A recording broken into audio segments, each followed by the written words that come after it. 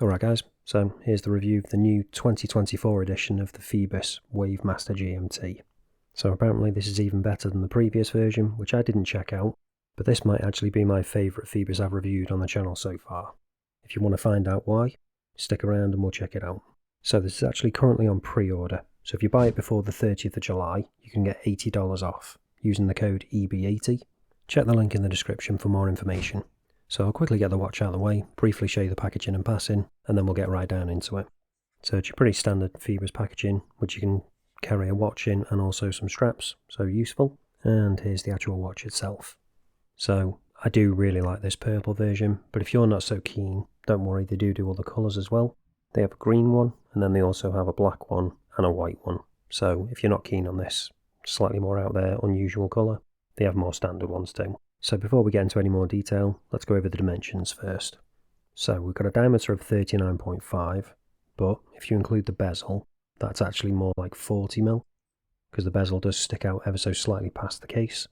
So on the website it does actually say it's 39.5.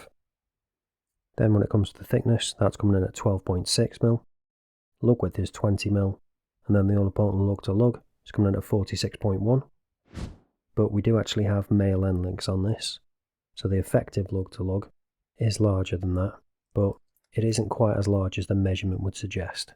So I've measured it at about 53mm, but because they drop down pretty quickly, it doesn't wear as large as that would make you believe, which I'll obviously show you later on in the video.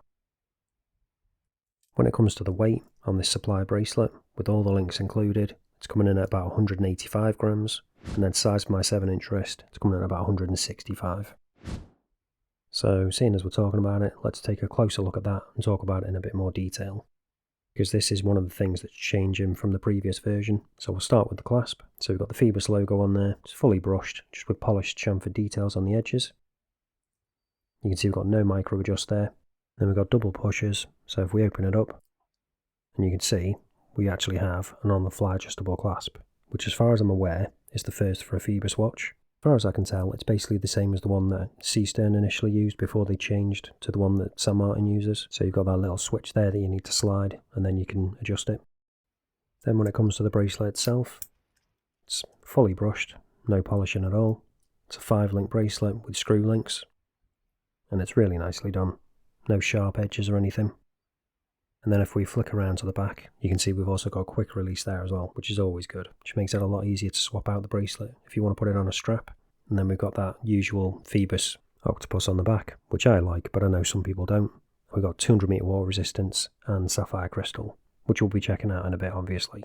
Now flicking around to the side of the case, you can see we've got fully brushed again, then we've got that Phoibos logo again on the crown, nice curvature to the lugs, we've got a tiny bit of polishing with a polished chamfered edge, but as I say, otherwise it's fully brushed. You can see we've got that coin edge bezel as well, and that perfectly flat crystal. But now let's get onto the main bit with this watch, and that's the dial, because there is quite a bit going on here. So first of all, obviously we've got that really cool wave effect on the dial, which is where the watch gets its name from. And obviously I've got the purple dial version here.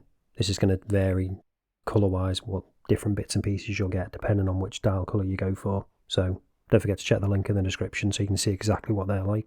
And obviously check out other reviews if you're after a particular colour. One thing they all have though is these blue indices. So they're actually applied and they do look pretty nice with a nice silver surround, and that's matching the blue on the hands as well. So we've actually got 15 layers of Lume on there, so I'm expecting good things from the Lume, which we'll check out in a minute. So with this purple one, we've got a gradient effect on it, so it's darker towards the edge. Because of that though, that date window does kind of stick out a bit down at the 6 o'clock. I wish they'd done that in black, but I do appreciate it's down at the 6 and not at the 3 o'clock. That's definitely my preferred position for it. Now that we're zoomed in, you can see we've got that sloped 24-hour chapter ring in orange, matching that orange GMT hand. So there's quite a few different colours going on here, but I do think it works. When it comes to the text and the branding, that's all just printed, nothing applied, and it's kept to a minimum, which I do appreciate. But now let's check whether we have actually got sapphire crystal like it says on the back, using the trusty Diamond Selector 2. And yep, we have got sapphire crystal, so it's always good to see. So now let's move on to the bezel, talk about that. So it's a ceramic bezel insert, and it is actually a 24-click one as well.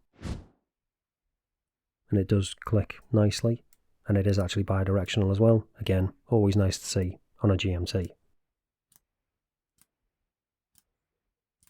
So I'll quickly go right the way around so you can hear it a bit better.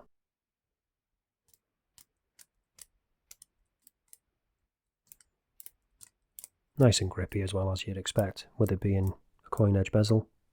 No smooth bits to slide off, and the alignment's spot on as well, no issues there.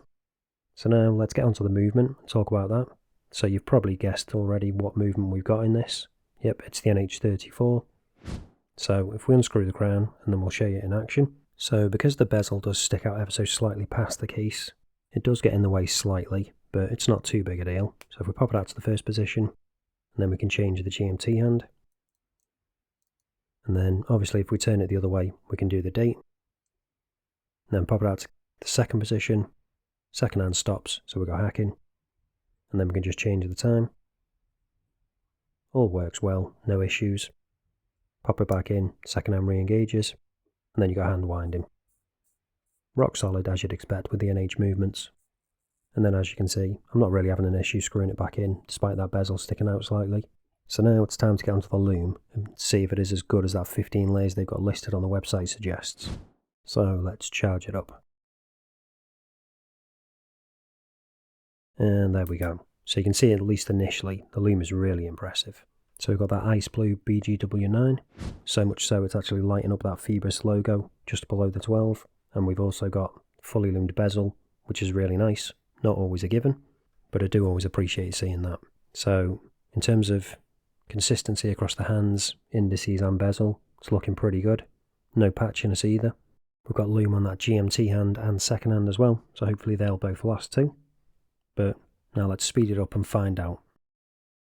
So initially, not much of a change. As we keep going, is one bit going to fade sooner than the other, or is it going to stay consistent across all the hands, indices and bezel? So far it's looking pretty good. Even the Lume on that second hand and also on the GMT hand, still really bright. So really impressive Lume. Definitely one that's going to last you all night, no issues whatsoever. So hopefully now you can see why I'm saying this could be Phoibos' best watch to date, at least that I've checked out anyway. But you're probably wondering now, how much is this going to cost you? You already know you can get an $80 discount using the discount code EB80. So if you do pre-order it and use that discount code, the price is going to be $319, which is about £249 and about €296. So I think for everything that you're getting with this watch, that's a pretty good price. You've got the 24-click bidirectional bezel, you've got the NH34 movement, that really good Lume, that on-the-fly adjustable clasp, quick release bracelet. As I say, some really good stuff. It's not perfect, there's definitely one or two little things that I would change, but on the whole, I think it's a cracking piece. So the question is, do you want to pick one up? If you do, I'll show you now what it's like on wrist, and we'll go over the pros and cons. So here it is on my 7-inch wrist. And as I said, it does wear a lot better than that end-link to end-link measurement would suggest, because they drop down so quickly. They just conform to wrist nicely. That being said though, I would still prefer female end links given the option. But there's no overhang at all, so it does wear nicely on my 7-inch wrist. And I just think it's a really good looking piece. That wave pattern on the dial isn't always visible depending on the lighting. And then when it comes to the sizing, don't have any problems with that at all. With that on-the-fly adjustable clasp, you get the perfect fit. And I do really like the way the bracelet catches the light despite it being fully brushed. And I do like that it is fully brushed as well, so you haven't got any polished surfaces that are going to get scratched and scuffed up as easily. But as I said, it's not perfect. Those couple of things that I would change, that lug to lug being a minor one, but that main one is that date window. I'd like to see it black, or just colour matched depending on which dial you go for. I just think that would complete the look nicely. But they're really the only two issues I have. As I said before, it's got great Lume, it's got that 24-click bidirectional bezel, on-the-fly adjustable clasp, quick release bracelet, sapphire crystal, which has also got AR on the inside, so it's not going to wear off. And I think the dimensions are pretty much spot on. I think the previous version might have been a 42mm, as far as I'm aware. I could be wrong, let me know down in the comments if I am, but I'm fairly sure that's right. So I definitely think this newer one being 40 is the sweet spot. And I just really love this purple dial. I just think it's a really cool look. Something a bit different. I've got a bit of a thing for purple dials lately. But if you haven't, don't forget they do a black one and a white one as well. So if you are still interested in picking any of them up, link is down in the description, and don't forget to use that discount code to get the best possible price. But that's it for this one, guys. Thanks for watching, and I'll see you in the next one.